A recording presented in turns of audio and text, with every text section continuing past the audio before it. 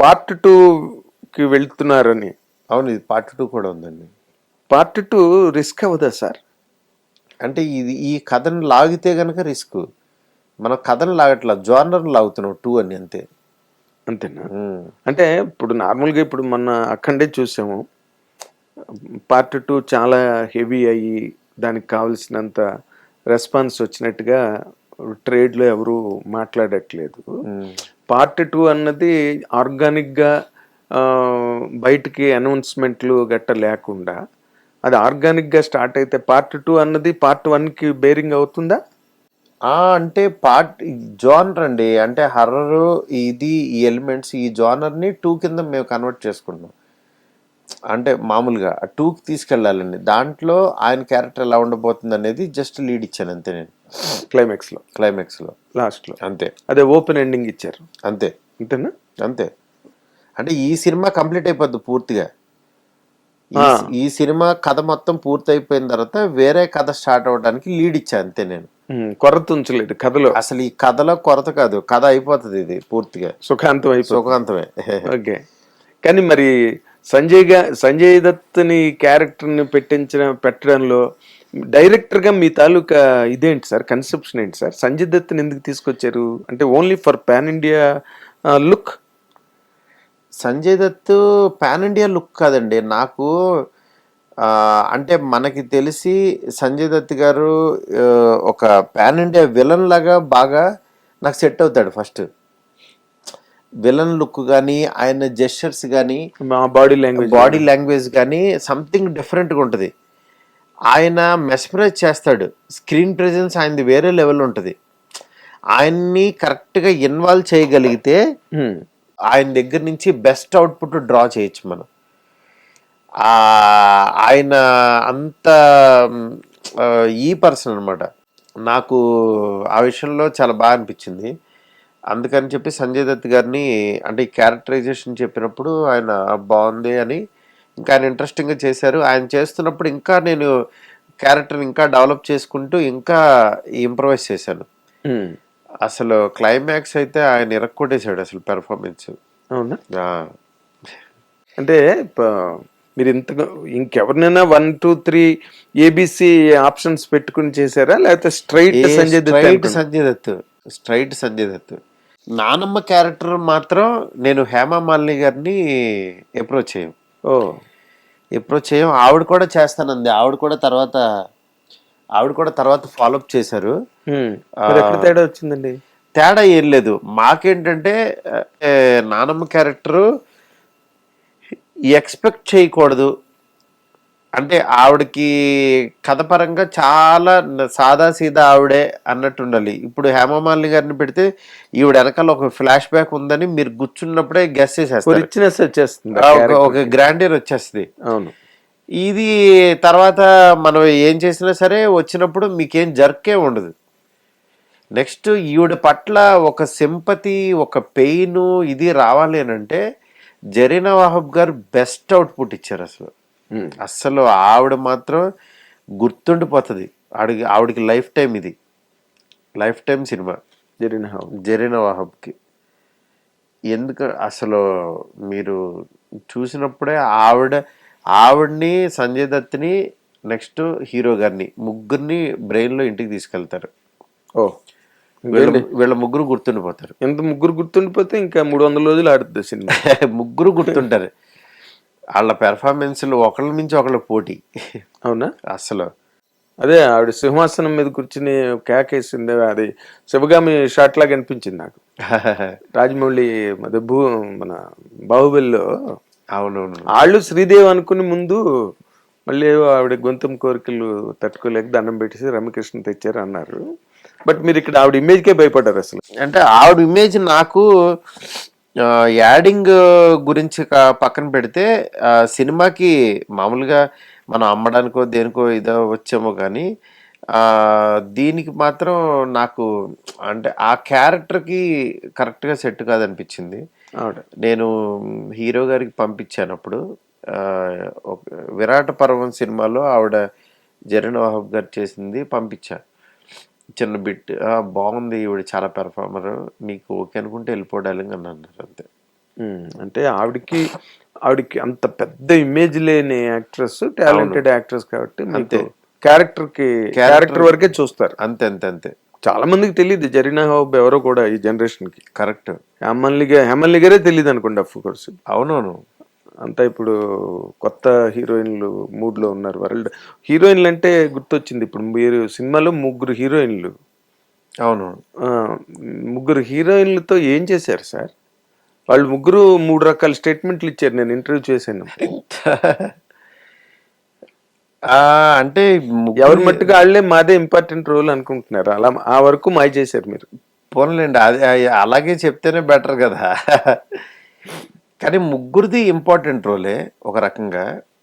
ఎవరి కాళ్ళకే ఇంపార్టెంట్ నేను రౌడీ అని చెప్పింది రిద్దిక కుమార్. కరెక్ట్. ఈ సినిమాలో నేను రౌడీ అండి అంది. తనేమో ఫ్రెండు, ఫిలాసఫరు, గైడు అనేదో చెప్పింది నిధి అగర్వాల్. ఇంక మాళవిక మోహన్ ఇంకో ఏదో చెప్పింది. 3 3 ఇల్యూజన్స్ లో ఉన్నారు వాళ్ళ క్యారెక్టర్ గురించి. స్క్రీన్ ప్రెజెన్స్ నిధికిను మాళవికకి ఎక్కువ ఉంటుంది సినిమాలో. రిద్దిక్ కుమార్ రిధికి తక్కువ ఉంటుంది.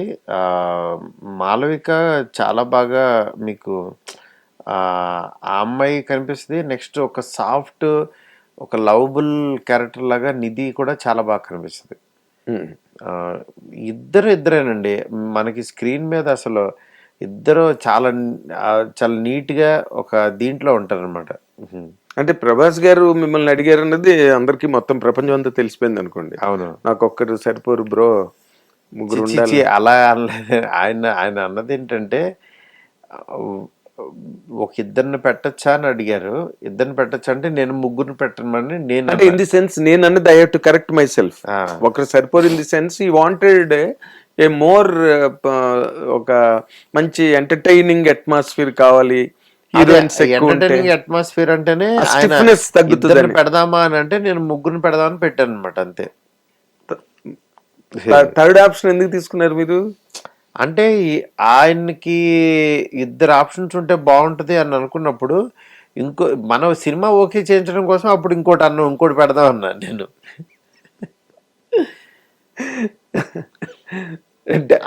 ఇందులోని బయటికి అన్ని చెప్తారు సార్, అంటే ప్రసూతి వైరాగ్యం లాగా అన్ని మర్చిపోతారు రేపు హిట్ అయిన తర్వాత.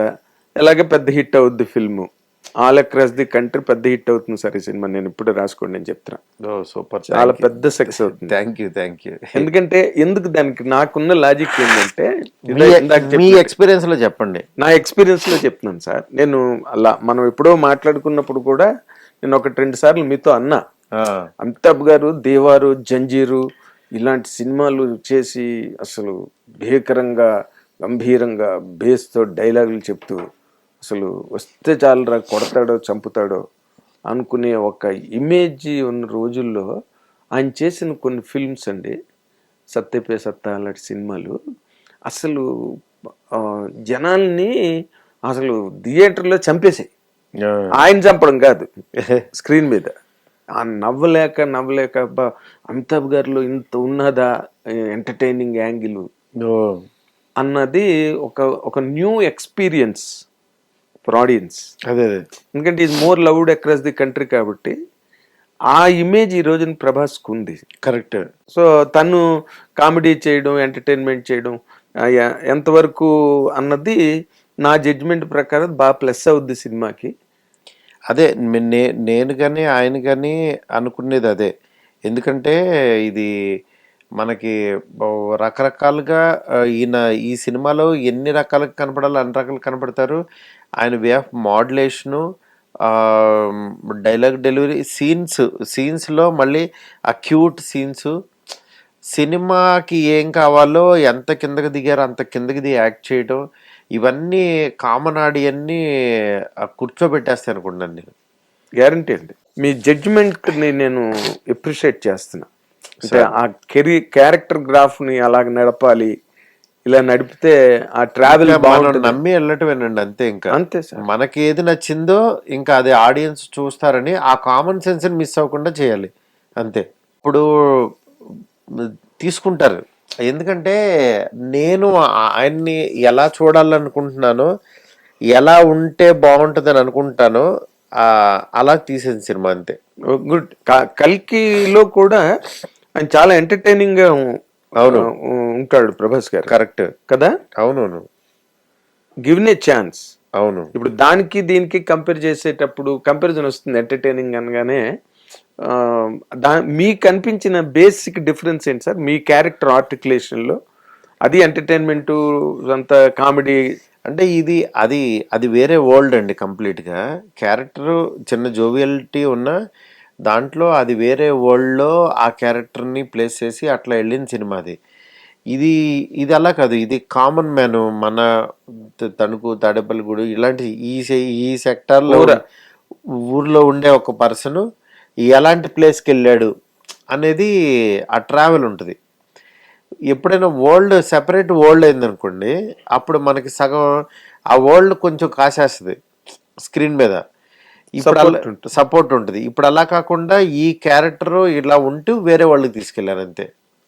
అంటే మీరు ట్రైలర్ లో అన్ని చెప్పారు కదండి, పెద్ద కోట, ఎవరు తాత, అవును నాయనమ్మ, అవును మన టైం స్టార్ట్ అయిందని చెప్పి ప్రభాస్ డైలాగు. అవునవును. అది ఎవరి టైం మీ గురించి పెట్టుకున్నారేమో అనుకుంటున్నాను డైలాగ్. మన టైం స్టార్ట్ అయింది బ్రో. ఏం లేదు అనిపించిందా మీకు? నా టైం స్టార్ట్ అయింది.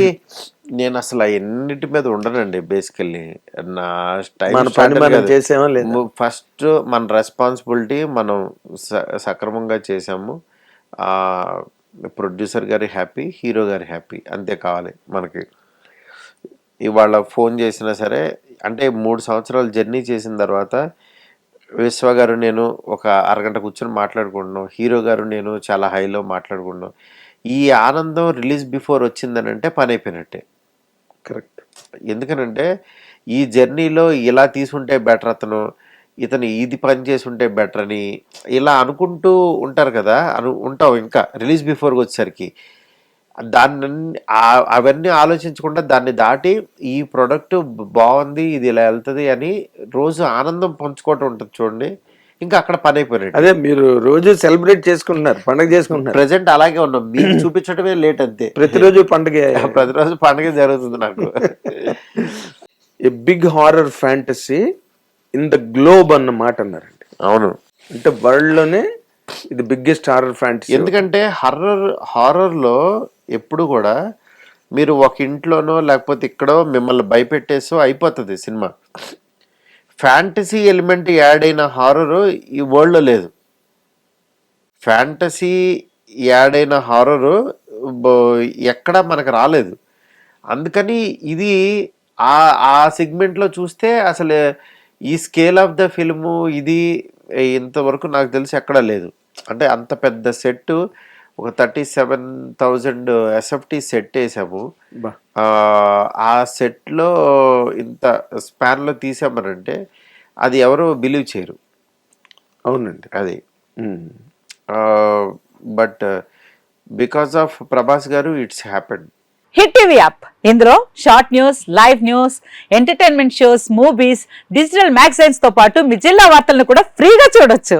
ఇంకెందుకు ఆలస్యం, వెంటనే హిట్ టీవీ యాప్ ని డౌన్లోడ్ చేసుకుని ఫ్రీగా ఎంటర్టైన్మెంట్ పొందండి. Hit TV app. Hit TV app. Please download hit TV app. Hit TV app ని ఫ్రీగా డౌన్లోడ్ చేసుకుని ఎంజాయ్ చేయండి. మీకు నచ్చిన ఎంటర్టైన్మెంట్ కోసం హిట్ టీవీ యాప్ ని ఫ్రీగా డౌన్లోడ్ చేసుకుని ఎంజాయ్ చేయండి. హిట్ టీవీ యాప్ ని డౌన్లోడ్ చేసుకుని ఆస్వాదించండి, ఆశీర్వదించండి. ఇంతమంది సెలబ్రిటీలు హిట్ టీవీ యాప్ ని డౌన్లోడ్ చేసుకోండి అని చెప్తున్నారంటే ఎంత మంచి యాప్ ఆలోచించండి. అమెరికా అమెరికా అమెరికా అమెరికాలో చదవాలనుకునే వాళ్ళకి విశ్వసనీయమైన పేరు మన శౌర్య కన్సల్టెన్సీ. UK లో 1 year masters, UK లో 1 year masters, 2 years work permit up to 5 years visa. Contact Saurya Consultancy. Contact 89851 89851.